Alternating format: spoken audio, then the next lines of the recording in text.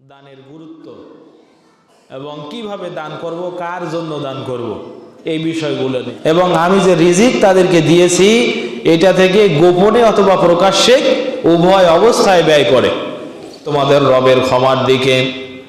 ওয়া জান্নাতিন, এবং জান্নাতের দিকে। আরদুহাস সামাওয়াতু ওয়াল আরদ উইদ্দাত লিল মুত্তাকিন, যে জান্নাতের ব্যাপ্তি আসমান জমিন শুধু নয় বরং তার চেয়েও বিশাল। আসমান এবং জমিনের কতটা ব্যবধান কল্পনা করতে পারেন? আসমান এবং জমিনের ব্যবধান, পৃথিবী থেকে সূর্যের দূরত্ব প্রায় 3,35,00,000 কিলোমিটার। কত?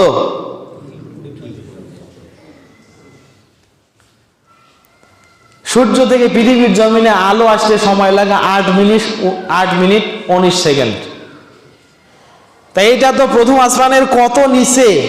সহিহুল বুখারীর ভিতরে হাদিস এসেছে, তোমরা যত দ্রুতগামী ঘোড়া আবিষ্কার করতে পারবে, তোমরা যত দ্রুতগামী বাহন আবিষ্কার করতে পারবে, এই দ্রুতগামী বাহনগুলো দিয়ে যদি একেবারে বিদ্যুতের গতিতে 1,86,000 কিলোমিটার যায় বিদ্যুৎ 1 সেকেন্ডে। কত সেকেন্ডে? কত মিটার? কত কিলোমিটার? 1,86,000 কিলোমিটার। এইভাবে 500 বছর যাবে। কয় শত বছর? 500 বছর যাবে, তখনই কেবল প্রথম আসমান হয়তো ধরা ছোঁয়া যেতে পারে। কিন্তু আজও কেউ প্রথম আসমানে যাইতে পারে? এই জন্য তো কিছু মানুষ মেরাজ অবিশ্বাস করে যে না, আমরা এখনো বুঝতে পারলাম না প্রথম আসমান কোথায়, আর তোমাদের নবী সপ্তম আসমান, তার উপরে সিদরাতুল মুনতাহায় যায়, এটা বিশ্বাস করা যায় না। আচ্ছা, এই বিষয়গুলো নিয়ে আমরা আগামী দিন কথা বলবো ইনশাআল্লাহ।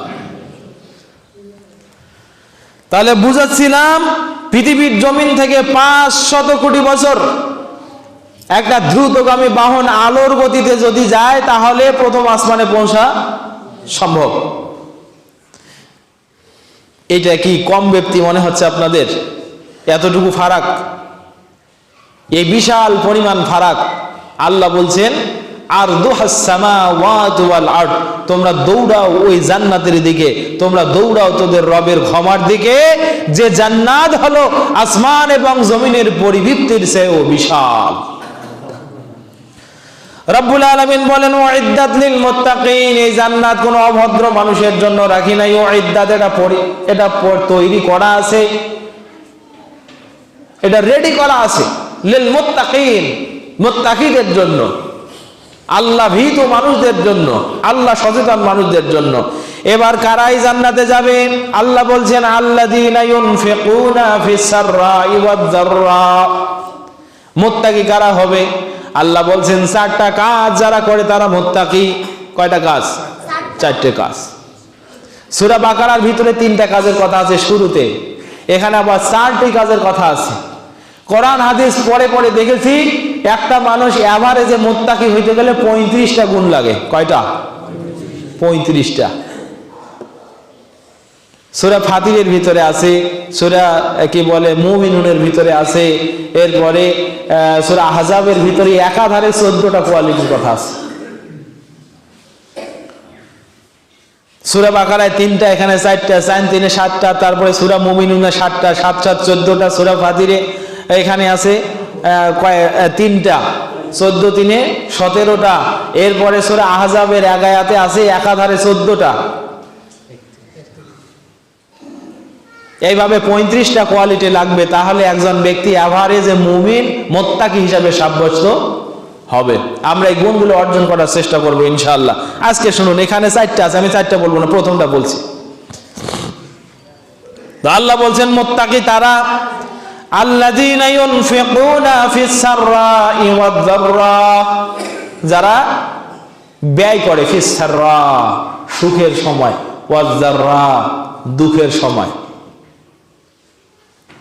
সুখেও ব্যয় করে, দুঃখেও ব্যয় করে। মুত্তাকি হবে তারা যারা সুখেও ব্যয় করে, দুঃখেও ব্যয় করে। একটু আগে আপনাদেরকে আরেকটা আয়াত যে শোনালাম, ফিস সিররি ওয়াল আলা ওয়া আলানিয়া, প্রকাশ্যেও ব্যয় করে, গোপনেও ব্যয় করে। তাহলে ব্যয় করার জন্য আপনাকে কোনো চিন্তা করা যাবে না। আপনাকে ব্যয় করতে হবে সুখে দুঃখে, দিনে রাতে। তাহলে ব্যয় করার সময় কখন? সুখেও ব্যয় করতে হবে, দুঃখেও ব্যয় করতে হবে, দিনেও ব্যয় করতে হবে, রাতেও ব্যয় করতে হবে। এবার আসেন মিশকাতুল মাসাবি কিতাবুস সালাত বাবুল মাসাজিদ ওয়া মাওয়াদিউস সালাহ ফসলুল আউয়াল। এখানে হাদিস আসছে, আবু হুরায়রা রাদিয়াল্লাহু তাআলা আনহু বলছেন, ক্বালা রাসূলুল্লাহ সাল্লাল্লাহু আলাইহি ওয়াসাল্লাম সাবআতুন ইউযিল্লুহুমুল্লাহু ফি যিল্লিহি লা যিল্লা ইল্লা লা যিল্লাল ইয়াউমা ইল্লা যিল্লাহু। কিয়ামতের দিন যখন হবে, কিয়ামতের ওই ময়দানে আল্লাহর আরশের ছায়া ছাড়া আর কোনো ছায়া থাকবে না। কথা কি বুঝতেছেন? কিয়ামতের ময়দানটা হবে তামা দ্বারা নির্মিত। ওই যে পীর সাহেব বলে না যে আমার বাবা জাহাজ নিয়ে যাবে, তো ওটা বরিশালের পানি নয়, কিন্তু ওটা হবে একেবারে সূর্যের আলো পড়তে পড়তে জমিনটা তামা হয়ে যাবে। আপনি মনে করছেন কি মানুষ গরমে ঘামে নাকি ঠান্ডায় ঘামে? সূর্যের আলো এত পরিমাণে পড়বে মাথার উপরে, তো মানুষগুলো পাপ পরিমাণ। এই যে বাবুল হাসর, এখানে এই অধ্যায়ে হাদিস আসছে, কেউ কাঁধ পরিমাণ, ঘাড় পরিমাণ, কোমর পরিমাণ, কানের লতি পর্যন্ত তাদের ঘাম উঠবে। এই ঘামে হাবুডুবু খাবে, ঘামে সুবানি খাবে। পরিস্থিতি কেমন হবে? তো আল্লাহ রাসূল সাল্লাল্লাহু আলাইহি ওয়াসাল্লাম বলছেন ওই সময় শুধুমাত্র আল্লাহর আরশের ছায়া ছাড়া আর কোনো ছায়া থাকবে না। 7 ব্যক্তিকে আল্লাহ তাআলা ওই আরশের নিচে ছায়া দেবেন। তার মধ্যে যুবকদের জন্য 4টা বৈশিষ্ট্য আছে, শুধু যুবকদের জন্যই 4টা। একটা হলো দাআতুহু ইমরাতুন যু হাসবিন ওয়া জামালিন ফাকালা ইন্নী আখাফুল্লাহ। 5ম নম্বরটা হলো, এবং একজন যুবক রাস্তা দিয়ে যাচ্ছে, একজন তনি তপস্বী নারী, সুন্দর নারী, যু হাসবেন ওয়া জামালেন, যার বংশীয় মর্যাদা আছে এবং সৌন্দর্য আছে, এই ব্যক্তিটা তাকে ডাকতেছে, আর সে বলছে ইন্নী আখাফুল্লাহ, হে আল্লাহর বান্দী তুমি তোমার পথে যাও, আমি আল্লাহকে ভয় করি। ওয়া শাবুন নাশা ফি ইবাদাতিল্লাহ। 2য় নম্বর আল্লাহ বলেন ওই যুবককে আল্লাহ তাআলা কিয়ামতের ময়দানে আরশের নিচে ছায়া দেবেন, যে যুবক তার যৌবনটাকে কাটিয়েছে ইবাদতে। 5ম নম্বর ওই যুবককে আল্লাহ তাআলা আরশের নিচে ছায়া দেবেন, যে যুবক রাস্তায় সুন্দরী নারী গোপন পরিণয়নের জন্য তাকে ডাকা সত্ত্বেও সে বলেছে আমি আল্লাহকে ভয় করি। এবার শোনেন 7ম নম্বরটা, ওয়া রাজুলুন তাসাদ্দাকা বিসাদাকাতিন। 7ম নম্বর ব্যক্তিটা হলো যে সাদাকা করবে, ফাআখাহা, এবং এই সাদাকা গোপন করে রাখবে, হাত্তা লা তা'লামু শিমালাহু মা তানফাকু বিয়ামিনিহি। সে তার ডান হাত দিয়ে যা ব্যয় করেছে বাম হাত যেটা জানে না। ওই ব্যক্তিটাকে আল্লাহ তাআলা জান্নাতে মানে আরশের নিচে ছায়া দেবেন কিয়ামতের মাঠে। 7ম নম্বর ব্যক্তিটা হলো যে ব্যক্তি গোপনে দান করে। এটা হলো দানের প্রতি উৎসাহ, এটা হলো দানের প্রতি উৎসাহ। তাহলে দান এমন একটি উপায়, দান হলো পৃথিবীর জমিনের এমন একটি আমল, যে আমলের মাধ্যমে আরশের ছায়া পাওয়া যাবে কোথায়? কিয়ামতের মাঠে, যেখানে সবাই বলবে ইয়া নফসি ইয়া নফসি, হায় আল্লাহ আজকে আমার কি হবে।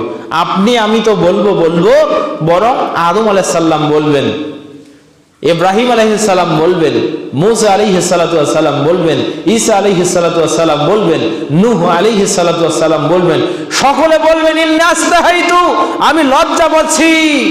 আল্লাহ আজকে এত রাগান্বিত, লা ইয়াগযাব মিন ক্বাবলু ওয়ালা বাদ, যিনি এইরকম রাগ পূর্বেও হন নাই, পরেও কখনো হবেন না। আজকে আল্লাহর কাছে আমরা যাইতে পারবো না। সব নবী পর্যন্ত ইয়া নফসি বলছে। আল্লাহ বলছে ইয়াউমা ইয়াফিরুল মারউ মিন আখিহি ওয়া আবিহি ওয়া উম্মিহি, সেদিন মানুষ তার পরিবারের সকলকে ছেড়ে ভাগতে থাকবে, চিনবে, ওই দেখবে সন্তানটা আসছে, বলছে এটা আসলে যে আমার কাছে কি চাই আজকে, না ওর কাছে যাওয়া যাবে না, দৌড়াতে থাকবে সামনে। ওই দেখবে পিতা আসছে, সন্তান মনে মনে ভাববে আমার পিতার না জানি কি বিপদ হয়েছে, আজকে যদি একটা নেকি চাই দিতে তো পারবো না, না পিতার কাছে যাওয়া যাবে না, পরিচয় দেওয়া যাবে না, সকলে ভাবতে থাকবে আজ কি হয় নিজেই জানি না। সেদিন রাসূল বলছেন ওই দিন কেউ যদি আল্লাহর আরশের ছায়া পায়, আমার ভাইরা আপনাদের কাছে প্রশ্ন নাকি, বলুন তো লোকটা জান্নাতে যাবে নাকি জাহান্নামে যাবে? আর ও তো জান্নাতে যাবে, তার জন্য তরতাজা জান্নাত প্রস্তুত। তার কারণ হলো এখনই সে বিচার ফয়সালা হওয়ার আগেই কোথায়? আল্লাহর আরশের ছায়া। সুবহানাল্লাহ বিহামদি। তাহলে আল্লাহর আরশের ছায়া পাওয়ার একটি উপায় হলো পৃথিবীর জমিনে দান করা। কি করা? দান করা। সম্মানিত ভাইয়েরা, শুধু তাই নয়, আল্লাহ রাব্বুল আলামিন বলেন الذين صبروا ابتغاء وجه ربهم وأقاموا الصلاة وأنفقوا مما رزقناهم سرا وعلانية ويدرؤون بالحسنة السيئة উলাইকা লাহুম উকবাদ-দার। রব্বুল আলামিন বলেন নিশ্চয় যারা ধৈর্য ধারণ করে, ওয়াবতিগা ওয়াজহি রব্বিহিম তাদের রবের সন্তুষ্টি কামনা করে, ওয়াকামুস সালাত সালাত প্রতিষ্ঠা করে, ওয়ানফাকু মিম্মা রাযাকনাহুম সিররাও ওয়া আলানিয়া এবং গোপনে কিংবা প্রকাশ্যে আল্লাহ যে রিজিক তাদেরকে দিয়েছে তা থেকে ব্যয় করে, ওয়ায়াদরাউনা সাইয়্যাহাসা ওয়ায়াদরাউনা বিল হাসানাতিস সাইয়্যা এবং অন্যায়কে দূরীভূত করে ভালোর মাধ্যমে। এখানেও আল্লাহ তাআলা মুত্তাকিদের 4টা কোয়ালিটির কথা বলছেন। 1, যারা ধৈর্য ধারণ করে।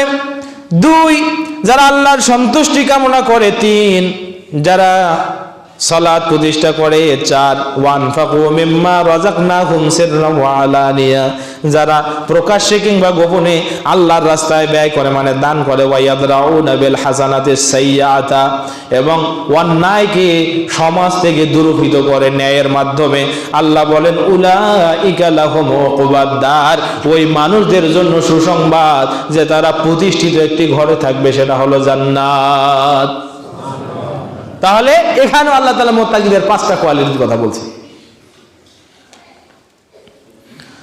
রব্বুল আলামিন আরো বলেন, শোনো বিশ্ববাসী,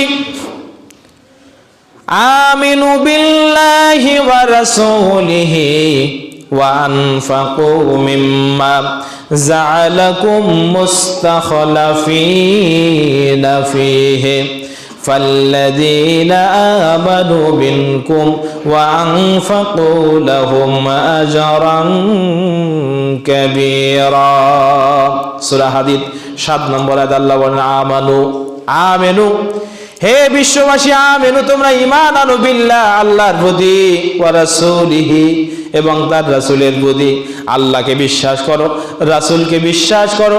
শুধু বিশ্বাস করেই ক্ষান্ত হইও না, বরং বিশ্বাস যখন মনে মনে করবা এটাকে কার্যে প্রতিবাদ করে, এটার নাম হলো স্বীকৃতি দেওয়া। এতদিন পর্যন্ত ঈমান শব্দের অর্থ আমরা শিখছি বিশ্বাস। কি বিশ্বাস? ঈমান মানে বিশ্বাস। কে না জানে তার একজন বাবা আছে? জানে না? সবাই জানে না তার বাবা আছে? যে কাউকে বাবা বলে, মা যাকে দেখিয়ে দিয়েছে ওই তোর বাবা, তাকে বাবা বলি, তাই না? আমরা সবাই বিশ্বাস করি আমাদের বাবা আছে, এটা বিশ্বাস। কিন্তু যাকে আমরা বাবা বলছি, সকল মানুষকে পিছনে ফেলে ওই মানুষটাকে স্বীকৃতি দিচ্ছি তুমি আমার বাবা। এটা হলো স্বীকৃতির ব্যাপার। বিশ্বাস তো ফেরাউনও করেছে। মাঝে মাঝে তুর পাহাড়ে উঠতো, ওটা বলতো আল্লাহ তুমি আসো আমি জানি, মানতে পারি না। এই যে মুসা, এ তো গরিব কিসিমের মানুষ, আর ওকে মানলে আমার আবার 40-400 বছর টিকে না, তো সেই জন্য আল্লাহ তোমাকে মানি না, তুমি একজন আসো আমি জানি। আল্লাহ আজকে তোমাকে বলছি বনি ইসরাইলের উপরে যে খরার আঘাত পড়েছে তুমি বৃষ্টি দাও। পরের দিন বৃষ্টি হয়ে গেছে। মুসা কয় আল্লাহ গতকালকে বললাম বৃষ্টি হবে না, আজকে আবার বৃষ্টি হইল। তো বললো মুসা মাঝে মাঝে কিছু কাফেরের ডাকও আমার আল্লাহকে শুনতে হয়, তার কারণ আমি আল্লাহ হলাম গোটা বিশ্ববাসীর জন্য রহমান।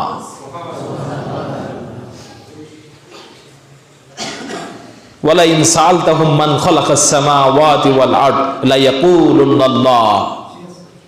আল্লাহ বলছেন নবী, ওই আবু জেহেল, উতবা, শাইবা, ফেরাউন, হামান, কামান যারা আছে সকলকে যদি বলো মান খালাকাস সামাওয়াতি ওয়াল আরদ, যদি বলো ওয়ালা ইন সাআলতাহুম মান নাযালা মিনাস সামাই মান, তাদেরকে যদি জিজ্ঞেস করেন আসমান জমিনের স্রষ্টাকে, তারা বলবে আল্লাহ। তাদেরকে যদি জিজ্ঞেস করেন আসমান থেকে পানি বর্ষণ করায় কে, লা ইয়াকুলুনাল্লাহ, তারা নির্দ্বিধায় নিঃসংকোচে নিশ্চিন্তে বলবেন বৃষ্টি বর্ষণ করার মালিক হলেন আল্লাহ। সে আল্লাহ বলছেন আমেনু। তো বিশ্বাস তো তাদের ছিল, বিশ্বাস করলেই শুধু হবে না, আল্লাহকে স্বীকৃতি দিতে হবে। একজন চোর জানে চুরি করা হারাম কাজ, কি কাজ? পাপের কাজ। সেটা বিশ্বাসও করে, চুরি করার কারণে শাস্তি দিতে পারেন তিনি একজন আছেন, পৃথিবীর মানুষ যদিও না দেখে। এরকম বিশ্বাস নিয়ে ওই ব্যক্তিটাকে প্রকৃত মুসলিম, ওকে আমরা ইমানদার বলতে পারি না। বরং ইমানদার তারা ইতারাফা রাব্বাহু, যে তার রবকে স্বীকৃতি দেয় যে আল্লাহ তুমি আছো, যা বলেছো সেটা মানি, এই জন্য করছি। ঈমান হলো মানার নাম, ঈমান হলো জানার নাম, ঈমান হলো মুখে স্বীকৃতি দেওয়ার নাম। এরপরে আল্লাহ বলছেন, হে বিশ্ববাসী ঈমান আনো, ওয়ানফিকু মিম্মা জাআলাকুম মুস্তাখলাফিনা ফীহি, এবং পৃথিবীর জমিনে যে সমস্ত সম্পদের অধিকারী তোমাদেরকে বানিয়েছি, ওই সম্পদগুলা থেকে তোমরা আল্লাহর রাস্তায় ব্যয় করো। আল্লাহ বলছেন শোনো, তোমরা যারা দান করো তাদের উদাহরণ হলো এমন যে ধরেন কোনো একজন ব্যক্তি জমিনে একটা বীজ রোপণ করছে। কয়টা বীজ রোপণ করছে? একটা বীজ রোপণ করছে। প্রতিটা বীজ থেকে 7টা করে চারা গজিয়েছে। আচ্ছা, এরির বীজ যে রোপণ করতেছেন না এখন, এটা কদিন পরে মোটা মোটা হবে না? চতুর্দিক থেকে শিকড় গজিয়ে গজিয়ে। তা আল্লাহ সেই উদাহরণ দিয়েছেন, আমবাতাত সাবা সানাবিলা, ওই একটা বীজ থেকে 7টা করে চারা গজিয়েছে। ফি কুল্লি সুমবুলাতিন মিআতা হাব্বা, আবার প্রতিটা চারায় 100 করে দানা হয়েছে। কয়শো? তাহলে বীজ গাড়লেন, একটা চারা হলো 7টা, একটা চারাতে আবার দানা হলো 100টা করে। বলেন একটা বীজ থেকে এখন দানা কয়টা? 700টা। আল্লাহ বলছেন মাসালুল লাযীনা ইউনফিকুনা ফি সাবিলিল্লাহ, যে মানুষেরা আল্লাহর রাস্তায় ব্যয় করবে, কামাসালি হাব্বাতিন, ওটা তো একটা দানার মতো। আমবাতাত সাবা সানাবিলা, যে দানা থেকে 7টা পরিমাণ গাছ বের হলো। ফি কুল্লি মিআতিন, ফি কুল্লি হাব্বাতিন, প্রতিটা দানাতে এবার আল্লাহ মিআতা হাব্বা, 100 করে দানা দিয়েছেন। প্রতিটা গাছে 100 করে দানা হয়েছে। আল্লাহ বলছেন তারপরে শোনো, ওয়াল্লাহু ইউদাইফু লিমান ইয়াশা ওয়াল্লাহু ওয়াসিউন আলিম, আল্লাহ যাকে ইচ্ছা তার চেয়ে বেশিও দিবেন, আর তিনি আল্লাহ ওয়াসিউন আলিম, প্রশস্ত, তার ভান্ডারে কম নাই। তিনি আল্লাহ এমন যে তিনি সকাল সন্ধ্যা গোটা বিশ্ববাসীর জন্য দিতে আছেন, রহমত করতে আছেন, কিন্তু আল্লাহর রহমতের ভান্ডারে কখনো কমতি হয় না। আল্লাহ কেমনে দেয় মানুষকে। একটা তিমির কথা চিন্তা করেন, একটা তিমি সারাদিন 4 বার খায়। কয়বার? 4 বার। কেউ কেউ বলছে 3 বার। একবারে 27 টন খায়। মনে করছেন একটা তিমি হাতির মতো? কয়েকটা হাতির মতো একাই। গোটা বিশ্বের সবচেয়ে বড় প্রাণী হলো তিমি, একেবারে কয়েক টন খায়। তো এই তিমিটা তো কখনো এরিও গাড়ে না, তারপরে ভাতও রাঁধে না। আল্লাহ তাকে খাওয়ায় সমুদ্রের ছোট ছোট মাছ, মাছই খায়, মাঝে মাঝে বড় প্রাণী ধরে খায়। এই তিমিটা মুখ হা করে বসে থাকে। তিমির সোয়ালিক আল্লাহ কিছু অটো ফিল্টার দিয়েছেন। পানি সহ মুখ হা করে বসে আছে, ওই রাস্তা দিয়ে যত প্রাণী যাবে সে তার মুখ দিয়ে বিসর্জন করতে গেলে ওই ফিল্টারে আটকে যাবে। যেই মুহূর্তে মুখ বন্ধ করবে পানিগুলো ফিল্টার দিয়ে ছাঁকুনি হয়ে যাবে, খাদ্যটা তার পেটে চলে যাবে। সুবহানাল্লাহ বলেন। এই যে কয়েক টন খাবার একটা তিমি প্রতিদিন খাইলো, সমুদ্রে ছোট মাছের অভাবও হয় নাই, আবার অন্তত রিজিকের জন্য না খেয়ে কোনো তিমি মরেছে এমনটাও হয় নাই। এটা বায়বীয় পরিবর্তনের কারণে হয়তো কেউ মরতে পারে। সম্মানিত উপস্থিতি, এই জন্য আল্লাহর ভান্ডার কত বিশাল এটা আপনি কল্পনা করতে পারবেন না। আপনি মনে করছেন যে 20 মনের 1 মন যদি দেই তা তো 19 হয়ে যায়, তাহলে তো 19 হয়ে যায়, তো আমার পেট চলবে কি দিয়া? এত কষ্ট করে কর্ষণ করে, এই বাচ্চারা এই থামো, এত কষ্ট করে উৎপাদন করলাম, সেটা যদি নিয়েই নেয় ইসলামী হক মতো, তাহলে আমার আর থাকলো কি? কিন্তু না, আপনি আল্লাহর দিকটা কল্পনা করেন। এজন্য একটা কথা আছে, মাল্লাহুল মাওলা ফালাহুল কুল্লু। আল্লাহ যার হয়ে যান গোটা পৃথিবী তার হয়ে যায়, আর যার আল্লাহ নাই তার আসলে কিছুই নাই। তাহলে আসুন, এতক্ষণ পর্যন্ত আমরা দানের প্রতি উৎসাহ, এই বিষয়গুলোর উপরে আমরা কথা শুনেছি। এবার দেখেন দানের কি উপকারিতা। আল্লাহর সাথে সাক্ষাৎ হবে, ইউকসায়ুকাল্লিমুহুল্লাহ, আল্লাহ তার সাথে মুখোমুখি কথা বলবেন। লাইসা বাইনাহু ওয়া বাইনাহু তারজুমান, তার মাঝে এবং আল্লাহর মাঝে কোনো দোভাষী থাকবে না, যে আল্লাহর কথাগুলো আল্লাহর ভাষায় আমার কাছে কেউ উপস্থাপন করবে এমন কেউ থাকবে না। আমার কথাগুলো আমার ভাষায় আল্লাহর কাছে কেউ উপস্থাপন করবে এমন কেউ থাকবে না। তার মানে আল্লাহ এবং আপনি সবাই ডিরেক্ট আল্লাহর সাথে কথা বলবো ওই দিন।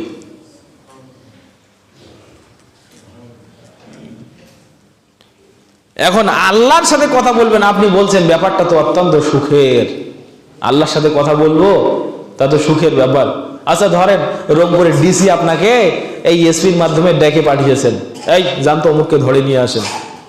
এসে উনি বলছেন যে আপনাকে ডিসি ডাকছে। তা আপনার মাথায় কত ধরনের চিন্তা এখন, যে গতকালকে বাজারে বেগুনটা যে নিলাম একটু বেশি করে সেটারই বিচার গেল, না কি হলো, কি হবে আজকে আল্লাহ। এই ভয়ে ভয়ে ভয়ে ভয়ে ওখানে কি হবে সেটা পরের কথা। তো একজন ডিসির সাথে কথা বলতে গিয়ে আপনার কত ভয়, একজন ওসির সাথে কথা বলতে গেলে আপনার কত ভয়, আর আপনি আল্লাহর সাথে কথা হবে এবার হাসছেন। হ্যাঁ, মনের ভিতরে যদি ইমানি জোর থাকে তাহলে হাসতে পারেন, কিন্তু হাদিসটা তারপরে দেখেন। আল্লাহ বলছেন শোনো, রাসূল বলছেন শোনো, লাইসা বাইনাহু ওয়া বাইনাহু তারজুমান, তার মধ্যে এবং আল্লাহর মাঝে কোনো তর্জমাকারী থাকবে না, কোনো দোভাষী থাকবে না। ফায়ানজুরু আইমানা মিনহু ফালা ইয়ারা ইল্লা মা কদ্দামা, বান্দা তার ডান দিকে তাকাবে, শুধু তাই দেখতে পাবে যা দুনিয়ার জীবন থেকে পাঠিয়েছে। ডান দিকে আবার বান্দা তাকাবে, শুধু ওই আমল যা দুনিয়াতে করেছে। ওয়ায়ানজুরু আশআমা ফালা ইয়ারা ইল্লা মা কদ্দামা, বাম দিকেও তাকালে দেখতে পাবে শুধু দুনিয়ার জমিনে যা করেছে তাই ভেসে বেড়াচ্ছে। এবার আপনি যে সালাত আদায় করেছেন সালাত দেখবেন, চুরি করলে চুরি দেখবেন, অন্যায় করলে অন্যায় দেখবেন, রাহাজানি করলে মানে যা যা করেছেন পৃথিবীর জমিনে, ডানেও তা বামেও তা। নবী এতটুক বলেই শুধু থামেন নাই, বরং আবার বলছেন ওয়ায়ানজুরু ইলা তিলকা ওয়াজহিহি ফালা ইয়ানজুরু ইল্লান নার, এরপরে সে ব্যক্তি সামনের দিকে তাকাবে, আগুন ছাড়া আর কিছু দেখতে পাবে না। তাহলে ডানে দেখলো আমলনামা, বামে দেখলো আমলনামা, সামনে যখন তাকিয়েছে দেখছো থই থই করা আগুন, জাহান্নামের আগুন লেলিহান শিখা বাড়িয়ে তাকে যেন আহ্বান করছে। নাউযুবিল্লাহি মিন যালিক।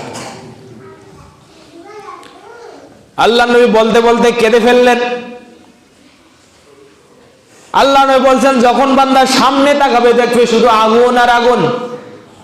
আল্লাহ নবী কেঁদে ফেললেন। এরপরে বলছেন ও সাহাবীরা ফাত্তাকুন নার, তোমরা আগুনকে ভয় করো, ওয়ালাউ বিশিক্কিন তামরাতিন, যদিও একটু খেজুর আল্লাহর রাস্তায় দান করেও হয় তবুও তোমরা আগুনকে ভয় করো। তা আল্লাহ রাসূল বলতে পারতেন সাহাবীরা তোমরা একটু সালাত আদায় করো। ফাত্তাকুন নার ওয়ালাউ বিসাজদাতিন ওয়াহিদা, তোমরা আগুনকে ভয় করো যদি একটা সাজদা করে হয়। না, নবী সেটা বলেন নাই। নবী বলছেন সামনে যখন ব্যক্তি তাকিয়েছে দেখতেছে শুধু আগুন, থই থই করা আগুন, মনে হয় আগুন লেলিহান শিখা বাড়িয়ে তাকে তার গর্বে আহ্বান করছে। নবী বলতে বলতে কেঁদে দিলেন, বলছেন ফাত্তাকুন নার, তোমরা আগুনকে ভয় করো, ওয়ালাউ বিশিক্কিন তামরাতিন, যদিও একটি খেজুর দান করেও হয়, যদিও খেজুরের একটি চাল হয়, খেজুরের একটা অংশ যদিও হয়। একটা খেজুর কত বড়?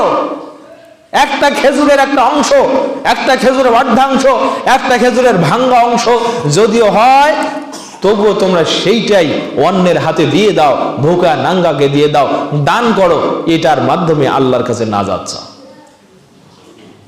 না, আপনি বুঝতে পারেননি এখনো। এবার আসেন আপনাকে একটা আয়াত আমি শোনাই। আমি তোমাদেরকে যে রিজিক দিয়েছি তোমরা সেই রিজিক থেকে ব্যয় করো তোমাদের মৃত্যু আসার পূর্বে, মানে এখন। এই বাঁচে আছেন না, এখন এখন ব্যয় করতে হবে। কেন? আল্লাহ বলছেন তোমাদের ভিতরে যাদের মৃত্যু এসে যায়, চক্ষুগুলো উল্টে গেছে, জীবনটা প্রায় বের হয়ে যায় যায় অবস্থা, জান্নাতি ফেরেশতা দেখে জাহান্নামী ফেরেশতা দেখে, একদিকে জান্নাতি ফেরেশতা আরেকদিকে জাহান্নামী ফেরেশতা, মাঝখানে মালাকুল মউত বুকের উপরে হাত দিয়েছে, জীবন বের করো, আখরিজু আনফুসাকুম, তোমরা তোমাদের নফসগুলো বের করে দাও। হাদিসের ভিতরে এসেছে দুই দল ফেরেশতা আসবে আজরাইলের সাথে। ব্যক্তি যখন এটা দেখতে পাবে ভয় পেয়ে যাবে, এবার আল্লাহর কাছে দরখাস্ত করবে, রব্বি, হে আমার রব, লাউলা আখারতানি ইলা আজালিন করিব, আল্লাহ যদি একটু সময় দিতে, আল্লাহ একটু যদি সময় দিতে, ফাসাদদাকা, আল্লাহ এই সময়টা পাইলেই সাদকা করব। কি করব? বানিয়ে বলছি 63 নম্বর সূরা মুনাফিকুন আয়াত নম্বর 10, কোরআন মাজিদ খুলে দেখেন, একেবারে তকতকে আয়াতটি আল্লাহ তাআলা 1400 বছর আগেই লিখে দিয়েছেন। ব্যক্তি তো বলতে পারতো, আল্লাহ ফাউসাল্লিয়া, আমি সালাত আদায় করব, একটু সময় দেন, একটা সাজদা করি। তার কারণ সাজদা হলো আকরাবু মা ইয়াকুনুল আবদু ইলা রাব্বিহি ওয়া হুয়া সাজিদুন, ব্যক্তি সাজদায় গেলে আল্লাহর সবচেয়ে নিকটে চলে যায়। এটা হলো সাজদার মাহাত্ম্য। তা ব্যক্তি জানে না এটা, বলতে পারতো আল্লাহ দেন একটু সময়, একটা সাজদা করি, একেবারে কাছাকাছি গিয়ে আপনাকে কিছু কথা বলতে চাই। আমি কিন্তু দুনিয়ার জমিনে যত পাপ করছি ওই পাপ আমি নিজে করে ওই বল্টুরার সাথে করছি। ব্যক্তি এটা বলবে না, ব্যক্তি বলবে আল্লাহ লাউলা আখারতানি ইলা আজালিন করিব, একটু সময় দেন, ফাসাদদাকা, আমি তো সাদকা করতে চাই। ব্যক্তি আর কিছুই করতে চাইবে না। এবার আসেন এই সাদকা আপনি কেন ব্যক্তিটি করতে চাইবে? আল্লাহ নবী বলছেন, আল্লাহ নবী মুহাম্মদ সাল্লাল্লাহু আলাইহি ওয়াসাল্লাম বলছেন, উকবা বিন আমির রাদিয়াল্লাহু হাদিস, আল্লাহ রাসূল সাল্লাল্লাহু আলাইহি ওয়াসাল্লাম বলেন, সাদাকাতুস সিররি তুতফি গদাবুর রব্বে, জেনে রাখো কেউ যদি সাদকা করে ওই সাদকাটা আল্লাহর রাগকে প্রশমিত করে। কি করে? কেউ যদি সাদকা করে, কেউ যদি দান করে, এই দানের কারণে, ওই যে কিছুক্ষণ আগে বলছিলাম হযরতে আদম আলাইহিস সালাম বলছেন, আজকে আল্লাহ এত পরিমাণে রাগান্বিত, এরকম রাগ পূর্বেও দেখি নাই, পরেও হবেন না। আর আপনি একটা জোরালো আমল আল্লাহর কাছে পেশ করবেন, ওই দিন আপনি আল্লাহর কাছে যাবেন, আল্লাহকে বলবেন, আল্লাহ আমি জীবনে কিচ্ছু করতে পারি নাই, ওদের মসজিদটা নির্মাণ হয়েছিল, তোমার ঘরে সাজদা হয়, ওখানে 10,000 টাকা 50,000 টাকা দান করেছি, আল্লাহ আমার কিচ্ছু নেই, শুধুমাত্র তোমার সন্তুষ্টির জন্য দিয়েছি, আল্লাহ ওইটাকেই তোমার রাগের জন্য একটা কৈফিয়ত হিসেবে দিলাম, তোমার রাগের জন্য, তোমার রাগ প্রশমনের জন্য ওসিলা হিসেবে দিলাম, আল্লাহ তুমি ওটাকে কবুল করো, আজকে তুমি আমাকে বেকসুর মাফ করে জান্নাতে দিয়ে দাও। আল্লাহ নবী মুহাম্মদ সাল্লাল্লাহু আলাইহি ওয়াসাল্লাম বলছেন, যারা সাদকা করে তারা আল্লাহ তাদের ওই সাদকাটা আল্লাহর রাগকে ওইভাবে প্রশমিত করে, কামা ইউতফি আল মাউন নারা, যেইভাবে আগুন পানির মাধ্যমে প্রশমিত হয়। আগুন জ্বলেছে, পানি ঢেলে দিলেন, আগুন থাকবে না বাড়বে? আগুনের উপরে যদি পানি ঢেলে দেন আগুন নেবে না? আর পেট্রোল যদি ঢালেন বাড়বে। তা দুটাই তো তরল, সম্মানিত উপস্থিতি, আল্লাহর নবী সাল্লাল্লাহু আলাইহি ওয়াসাল্লাম বলছেন, তোমাদের দান আল্লাহর রাগ ওইভাবে প্রশমিত করে যেভাবে পানি আগুনকে প্রশমিত করে। আল্লাহ কঠিন রাগ হয়ে আছেন, ফেরেশতাকে বলছেন, ফেরেশতা পাতা উল্টাও, ওর আমল নামায় কি ছবি দেখি না। ফেরেশতা বলছে, আল্লাহ পাইছি, 50,000 টাকা মসজিদে দিছে। বলছে, তাই নাকি? যাও ফেরেশতা, কদ গফারতু লাহুম, আমি তাদেরকে ক্ষমা করে দিলাম, যাও। ফেরেশতা যাও। বলছে, আল্লাহ রাতের অন্ধকারে 1টা টাকা দিয়েছে, একটা ভুকা মানুষকে খাইয়েছে। আল্লাহ ওই যে শুরুতে শুনিয়েছি, আল্লাহ তারা বান্দার কৃতজ্ঞতা পোষণ করেন, বান্দার প্রতি আল্লাহ কৃতজ্ঞ হন। একজন বেশ্যা মহিলা যদি সাদকা করার কারণে মানে পানি নিজের একটু কুয়ত ব্যয় করে, কূপ থেকে পানি তুলে ভুকা কুকুরকে খাইয়ে যদি জান্নাতে যাইতে পারে, তো আপনি 10, 5, 50,000, 20,000 টাকা আল্লাহকে ওসিলা করে আল্লাহ সন্তুষ্টির জন্য দান করে আপনি জান্নাতের আশা করতে পারেন না? অবশ্যই পারবেন ইনশাআল্লাহ।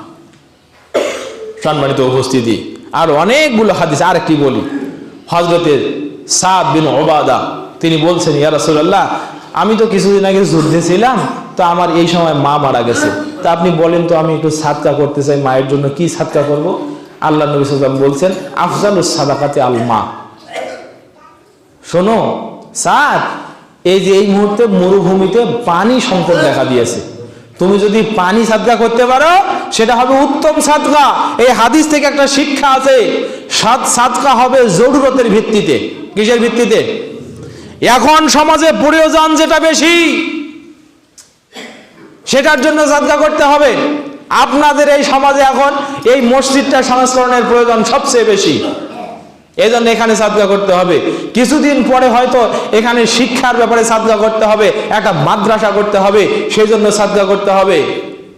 তারপরে হয়তো এই রাস্তাটা ভেঙে যাবে, এই রাস্তাটা নির্মাণ করতে হবে, তখন এইটাতে সাদকা করতে হবে। কথা বুঝতে পেরেছেন? সাদকা হয় জরুরতের ভিত্তিতে।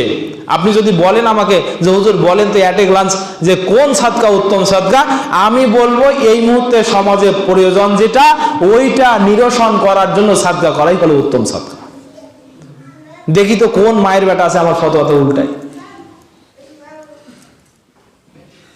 সম্মানিত উপস্থিতি, এরপরে রাসূল সাল্লাল্লাহু আলাইহি ওয়াসাল্লাম বলছেন, ইন্না সাদাকাতিস সিররি তুদফি আন আহলিহা হাররাল কুবুর। জেনে রাখো, তোমাদের সাদকাগুলো সাদকাকারীর কবরের আযাব নিরসন করে। কি করে? কবরের আযাব নিরসন করে। সাদকাকারীর কবরের আযাব নিরসন হয় সাদকার মাধ্যমে। ওয়া ইন্নামা ইয়াস্তাজিল্লুল মুমিনু ফি জিল্লি সাদাকাতিহি। এবং কবরে অথবা কিয়ামতের ময়দানে প্রতিটা সাদকাকারী তার সাদকার ছায়ার নিচে অবস্থান করতে থাকবে। এই হাদিসগুলো ইমাম হাকিম তার তাবারানী ফিল আওসাতের ভিতরে এনেছেন, তারপরে মুসনাদে বাজ্জারে এসেছে, এরপরে সহিহুল জামের ভিতরে এসেছে। সম্মানিত উপস্থিতি, তাহলে নিজে যদি কবরের আযাব থেকে বাঁচতে চান সাদকা করুন। পিতামাতার জন্য সাদকা করতে চান তাহলে পিতামাতার জন্য করুন, তারা ওখানে বসে আল্লাহ তাদের আমলনামায় এই সবগুলো দেবেন। এরপরে আরেকটি হযরতে উকবা বিন আমির রাদিয়াল্লাহু তাআলা আনহু বলছেন, ক্বালা রাসূলুল্লাহ সাল্লাল্লাহু আলাইহি ওয়াসাল্লাম দুউ মারদাকুম বিসাদাকাত। এই হাদিস সহিহুল জামির ভিতরে সহিহ সনদে এসেছে। আল্লাহর নবী সাল্লাল্লাহু আলাইহি ওয়াসাল্লাম বলছেন, তোমাদের বাড়িতে যারা অসুস্থ আছে তাদের শেফার জন্য সাদকা করো। শেফা দিবেন কে? বলেন, সেবা দানকারী কে? আল্লাহ বলছেন, তোমরা চিকিৎসা করো মারদাকুম, তোমাদের অসুস্থ মানুষদের বিসাদাকাতে, সাদকার মাধ্যমে। আল্লাহ রাব্বুল আলামিন আমাদের সকলকে খুতবা থেকে শিক্ষা গ্রহণ করতে